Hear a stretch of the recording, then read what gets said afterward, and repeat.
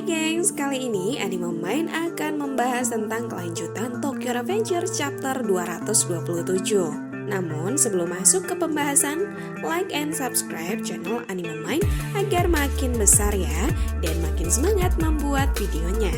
Tokyo Revenger chapter 227 di episode sebelumnya menceritakan masa lalu Waka dan Benkei yang sebelumnya adalah ketua gengs yang selalu berselisih, dan tidak disangka Shinichiro lah yang mampu menyatukan Waka dan Benkei gengs, dan mereka akan memulai pertarungannya dengan Terano. Namun pada chapter 227 ini, Shin lebih menceritakan masa kecil Terano. Terano Minami dibesarkan di daerah kumuh favela di Brazil. Dia tinggal bersama dengan ibunya yang sakit-sakitan, dan sumber hiburannya adalah piano tua yang sudah usang gengs. Seorang pria bernama Dino adalah orang yang merawat ibunya. Karena Terano adalah anak asing, Dino kemudian mengajarinya bagaimana cara hidup di favela. Dino mengatakan kepada Terano bahwa ini sudah waktunya. Pertama kali Terano mengalami kekerasan pada usia 5 tahun. Dia membunuh musuh-musuh Dino. Dan setelah membunuh musuh-musuh Dino, Dino pun memuji Terano dan mengatakan keluar. Mulai sekarang, Terano akan dipanggil Shot. Dino adalah raja kota dan dia adalah seorang gangster. Dengan uang yang diperolehnya pada hari itu, Terano membeli sepasang sepatu, dan dengan demikian dia belajar memanfaatkan dari kekerasan. Kemudian pada usia 12 tahun, Terano membunuh Dino sambil menangis. Terano Minami yang kejam sukses pada usia 12 tahun. Terano Minami atau bisa dipanggil Shot menjadi bos di geng Dino pada usia 14 tahun gengs. Musuh menyerbu rumah Terano dan membunuh ibunya. Terano yang telah kehilangan kedua orang tuanya berimigrasi kembali ke Jepang untuk tinggal bersama kakek neneknya. Shin menceritakan tanggal 24 Februari 2006 di institusi remaja laki-laki, seseorang berkata, anak-anak baru adalah sekelompok ancaman yang besar. Terlihat Terano dan temannya yang sedang memandangi orang-orang yang sedang berjalan di depannya. Lalu teman Terano berkata, Terano, apa kau tahu kejadian Kanto? Orang-orang yang terlibat dalam hal itu baru saja masuk hari ini.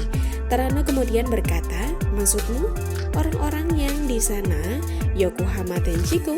Temannya kemudian menjelaskan, hai Tani bersaudara, kapten generasi ke-9 Black Dragon, Shion Madarame, mantan anggota geng Tokyo Manji, Muto Yosuhiro, Kawasaki Mochi, Zuki Kanji, mereka adalah orang-orang utama Kanto.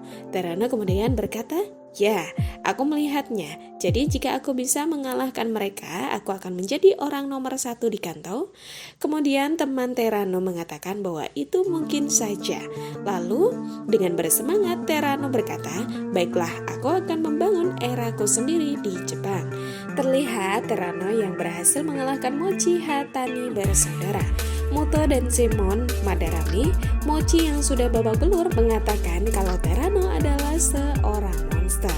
Shin memperlihatkan tahun 2007. Terano Minami telah keluar dari institusi remaja. Terlihat dia sudah disambut oleh Madarame dan yang lainnya. Terano kemudian berterima kasih kepada mereka, dan pada tahun yang sama Terano mendirikan Rokuhara Tandai. Shin berpindah, terlihat Terano yang sedang berbicara dengan Ran. Terano berkata, Ran, aku ingin mendapatkan Kakujo, orang terkuat yang terkenal di Tenjiko, untuk masuk ke Rokuhara Tandai. Lalu Ran berkata, Kakujo tidak akan mendengarkanmu. Bahkan dia tidak benar-benar salah satu dari kami. Sampai Izanah menyuruhnya. Lalu dengan tertawa Terano berkata, jangan khawatir, aku sangat pandai dalam bernegosiasi. Shin memperlihatkan Kakujo yang sudah babak belur dihajar oleh Terano. Kakujo berkata, tunggu Shot, aku mengakui kekalahanku. Shot yang tak tertandingi. Lalu Shin kembali ke kejadian saat ini. Terlihat Waka dan Benkei yang sudah kelelahan melawan Terano.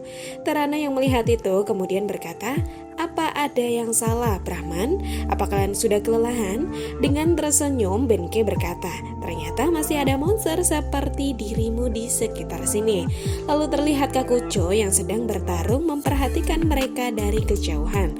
Sambil berkata dalam hati, dua terkuat Black Dragon, tidak peduli seberapa kuat keduanya, mereka tidak akan pernah menang melawan Tyrannosaurus. Dia adalah orang yang melakukan kekerasan ekstrim, orang yang dengan mudah mengalahkan eksekutif Tenjiku.